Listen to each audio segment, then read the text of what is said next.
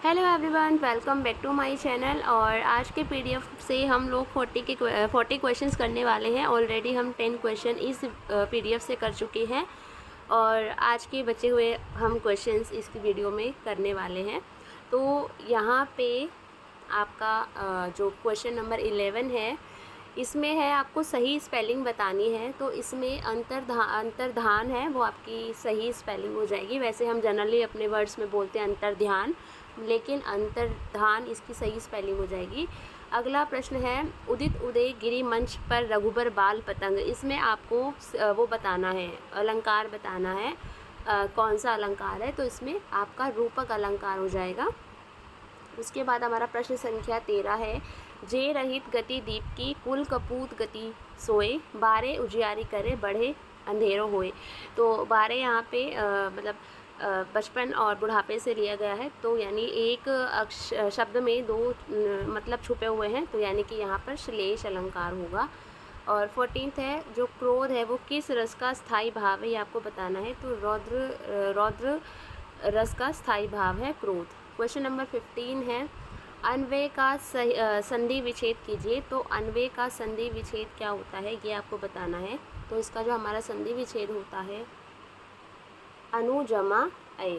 तो अब यहाँ पे अनु जमा अय दो है, ए और सी। आय वाले नहीं होंगे यहाँ पे। तो इसमें आपको बताना है कि कौन सा वाला सही है। तो यहाँ पर आपका जो सही हो जाएगा वो हो जाएगा अनु, जो छोटी ऊ की मात्रा है, अनु जमा अय, अन्वे बन जाएगा इसका। तो ए ऑप्शन सही हो जाएगा। और ये जो है आपकी यण संधि है। कौन सी संधि है? यहाँ पे यण संधि है। और अन्वे का मतलब होता है शब्दों का तर्कपूर्ण कर्म, ठीक है, क्रम। इसको हम बोलते हैं अन्वे का अर्थ। अब क्वेश्चन नंबर 16 की अगर हम बात करें, मतैक्य में कौन सी संधि है, ये आपको बताना है। तो वृद्धि संधि है यहाँ पे, ठीक है।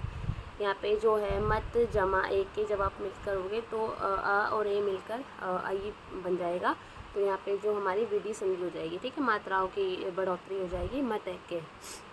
उसके बाद हमारा है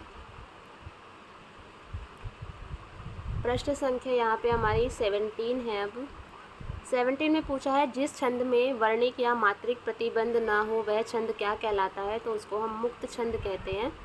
प्रश्न संख्या 18 है यहाँ पे आपकी, हिंदी साहित्य का प्रथम इतिहास ग्रंथ है, ये आपको बताना है। तो इस्तवार दला लिटरेचर एंडुई हिंदुस्तानी, इसका सही आंसर है, यानी बी ऑप्शन जो है आपका यहाँ पर सही हो जाएगा। क्वेश्चन नंबर 19 है, आचार्य हजारी प्रसाद द्विवेदी द्वारा लिखे गए ग्रंथ का नाम है। तो इनके द्वारा लिखे गए ग्रंथ का नाम क्या है, ये आपको बताना है। तो जो 19 क्वेश्चन है, इसका जो आंसर हो जाएगा आपका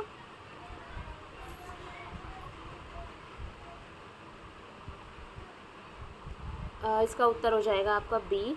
और बीच में वीडियो थोड़ा मुझे सॉरी पॉज करना पड़ रहा है, खांसी आ जाती है, गला थोड़ा ख़राब चल रहा है। तो बी ऑप्शन इसका है, हिंदी साहित्य की भूमिका आचार्य हजारी प्रसाद द्विवेदी जी ने लिखा है, ग्रंथ है इनका। और जो पहला है हिंदी साहित्य का आलोचनात्मक इतिहास, ये डॉक्टर राम कुमार वर्मा ने लिखा है। इसी में जो आपका सी है हिंदी साहित्य का वैज्ञानिक इतिहास, इसे आचार्य रामचंद्र शुक्ल ने लिखा है। और हिंदी साहित्य का इतिहास ये रामचंद्र शुक्ल जी ने लिखा हुआ है। 20 है, चंद्र बरदाई द्वारा लिखे गए ग्रंथ का नाम क्या है। तो पृथ्वीराज रासो, इसका सही उत्तर हो जाएगा। 21 है, निर्गुण भक्ति धारा के मुख्य कवि नहीं थे। इन्होंने नहीं पूछा हुआ है आपसे, तो नहीं थे, कौन नहीं थे यहाँ बताना है, रैदास नहीं थे। अब क्वेश्चन नंबर 22 है, ये है, तन चितुअर मन राजा कीना, ये सिंगल बुद्धि पद्मनी कीना, गुरु सुवा जेहि पंथ देखावा, बिन गुरु जगत को निर्गुण पावा। यहाँ पर इन्होंने ये पद दिया हुआ है। और ये जो पद है ये हमारा जो जायसी जी ने लिखी थी हमारी पद्मावत 1520 में जो रचित थी उनकी अवधी भाषा में। तो उसमें से ये जो है ये लिया गया है, ये पद है। इसमें हृदय का प्रतीक किसे बताया गया है? तो इसमें हृदय का प्रतीक बताया गया है यहाँ पे सिंघल को। अगला प्रश्न है, वैष्णव भक्ति के प्रतिष्ठापक आचार्य नहीं थे, ये आपको बताना है। तो कौन नहीं थे यहाँ पे? तो इसका जो सही उत्तर हो जाएगा ये हो जाएगा आपका मैंने जो गूगल किया तो इसमें मुझे आंसर इसका वैसे माधवाचार्य और रामानंद में थोड़ा सा कन्फ्यूजन है, बट जो ज़्यादातर आंसर मुझे लग रहा है कि इसका माधवाचार्य इसका सही उत्तर है। बाकी आपकी क्या राय है आप लोग मुझे कमेंट कर सकते हो। 24 है हिंदी साहित्य के सन 1643 से 1843 के काल को क्या कहा जाता है, ये आपको बताना है। तो इसको रीति काल कहा जाता है। 25 है उत्तर मध्यकालीन काव्य की प्रमुख प्रवृत्ति थी, तो उनकी जो प्रमुख प्रवृत्ति क्या थी, तो वो थी रीति निरूपण। अंधेर नगरी सबने पढ़ी होगी, बहुत फेमस है। तो इसके रचनाकार कौन है, तो भारतेंदु हरिश्चंद्र जी ने ये लिखी थी, बहुत बढ़िया थी, अभी तक याद है, आप लोगों को भी याद होगी। 27 है हिंदी के प्रथम पत्र उद्धत मार्तंड का प्रकाशन है, तो प्रकाशन वर्ष आपको इसका बताना है। तो 1826 में इसको लिखा गया, प्रकाशित किया गया था। और ये बहुत इंपॉर्टेंट क्वेश्चन है, पूछा जाता है। छायावाद का प्रारंभ माना जाता है, तो छायावाद का प्रारंभ माना जाता है प्रसाद के झरना से।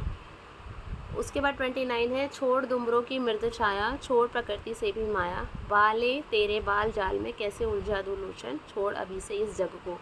इस पंक्तियों के रचनाकार है, तो रचनाकार आपको बताना है। तो ये सुमित्रा नंदन पंत जी द्वारा रचित है। रामधारी सिंह दिनकर है, इनकी जो रचना है वो आपको बतानी है। तो रश्मि रथी इन्होंने लिखी है। उसके बाद क्वेश्चन नंबर 31 है हिंदी साहित्य के छायावाद की कालावधि है, तो क्या है इसकी कालावधि आपको बताना है। तो 1918 से 1938 जो है इसका सही उत्तर हो जाएगा। क्वेश्चन नंबर 32 है शब्द शक्ति के मुख्य भेद है, ये आपको बताना है। तो शब्द शक्ति के मुख्य भेद कितने होते हैं, 3 होते हैं। 33 है उत्साह एक स्थायी भाव है, उत्साह एक स्थायी भाव है, ये आपको बताना है। 32 का 3 हो गया, 33 का हो जाएगा वीर रस का, ठीक है। उत्साह एक स्थायी भाव है वीर रस का। 34 है पूत सपूतों का धन संचय, पूत कपूतों का धन संचय, सपूत तो का धन सचे और कपूत हो तो का धन सचे, ये हमारे डाइट में बहुत बताई जाती थी। ये वाली जो कहावत है, या मतलब इसको बहुत यूज़ किया जाता था मेरे डाइट में, मतलब टीचर्स बताते थे। तो इस पद में जो अलंकार है ये आपको बताना है कौन सा अलंकार है इसके अंदर। तो यहाँ पे आपके लाटानुप्रास अलंकार है। 35 है कंदमूल भोग करे, तीनी बेर खाती सो अब तीनी बेर खाती, तो इसमें प्रयुक्त अलंकार है, तो यहाँ पे यमक अलंकार है। कौन सा अलंकार है यहाँ पे, यमक अलंकार है। आगे है मानुस हो तो वही रसखान, बसो ब्रज गोकुल गाँव के गवारिन, जो पशु हो तो कहा बसु मेरो, चरो नित नंद की धेनी मझरानी। इसमें छंद है, छंद आपको बताना है। तो इसमें जो छंद है आपका वो है सवैया, कौन सा है, सवैया। अगला प्रश्न है हमारा 37 हिंदी भाषा से तात्पर्य है, तो हिंदी भाषा से तात्पर्य है आपका उत्तर भारत के मध्य भाग एवं मध्य प्रदेश की भाषा नागरी लिपि में लिखी जाने वाली खड़ी बोली, तो दोनों ही इसका सही उत्तर हो जाएगा। 38 है पश्चिमी हिंदी के अंतर्गत आने वाली बोलियों की संख्या है, तो 5 है। कौन कौन सी है, अगर किसी को पता है तो कमेंट करके ज़रूर बताएं। अगला है भोजपुरी एक बोली है, तो भोजपुरी पूर्वी हिंदी की एक बोली है। उजला एक है, तो उजला क्या है, उजला एक देसी शब्द है, देसी शब्द है। कृत्यघन उसे कहा जाता है कि मैं कृत्यघन हूँ, ठीक है। तो कृतज्ञ और कृतज्ञन 2 शब्द होते हैं हमारे।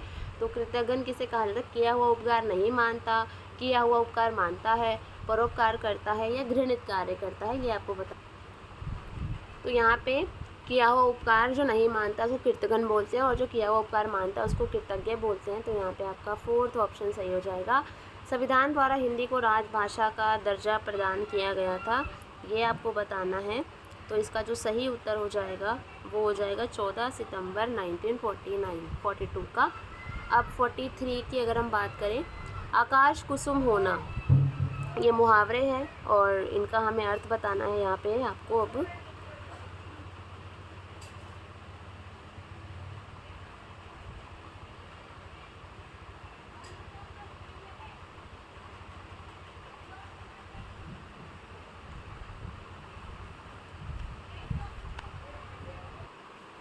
आकाश कुसुम होना, तो इसका जो सही उत्तर हो जाएगा वो हो जाएगा असंभव बात होना। भाई मतलब बहुत ही असंभव बात हो गई है। बहती गंगा में हाथ धोना, तो बहती गंगा में हाथ धोना मतलब अवसर का लाभ उठाना। दशरथ का वचन मतलब अटल प्रतिज्ञा, अटल प्रतिज्ञा हो जाएगा 45 का। अगला है कपास ओटना, तो कपास ओटना का क्या हो जाएगा, व्यर्थ का कार्य करना। 47 है हमारा कार्य को नई ढंग से करने की पद्धति, तो यहाँ पे कहते हैं ना कि अनेक मतलब एक पूरी लाइन को एक शब्द देना, एक तरीके से अनेक शब्दों के लिए एक शब्द, तो कार्य को नए ढंग से करने की पद्धति, तो उसको हम क्या कहते हैं, नवागत रूप। ठीक है।